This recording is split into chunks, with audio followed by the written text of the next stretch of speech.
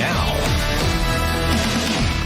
Tonight on News 4 Jax at 6, video shows Jacksonville police entering a woman's home, and she says it was a case of mistaken identity. Mama, calm down! Mama! And now she's calling for accountability after she says officers threw her on the ground and handcuffed her.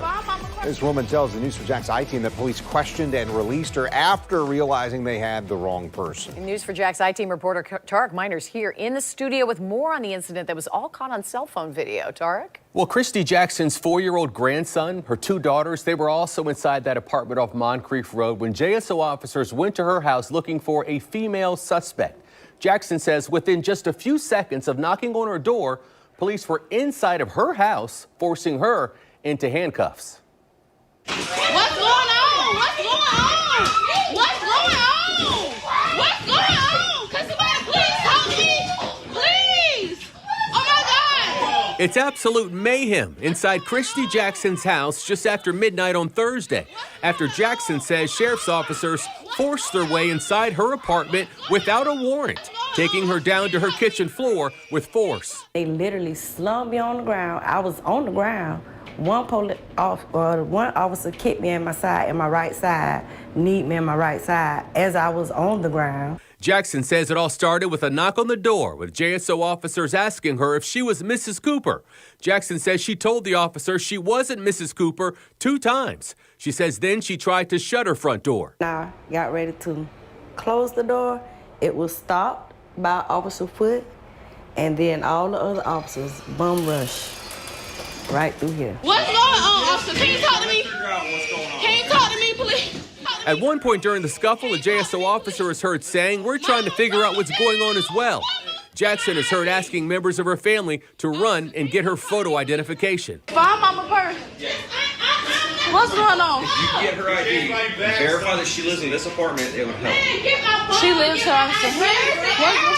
What? Mama, where's it at? Officer, what's going on? I didn't do nothing. That's what we were going to figure out. Mama.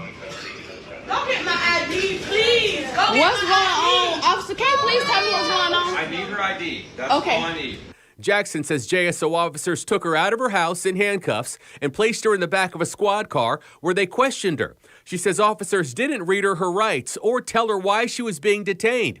Here's what she noticed inside of the police officer's squad car. Once I got inside the car, I'm looking and they got 4 pictures of this person that they're looking for.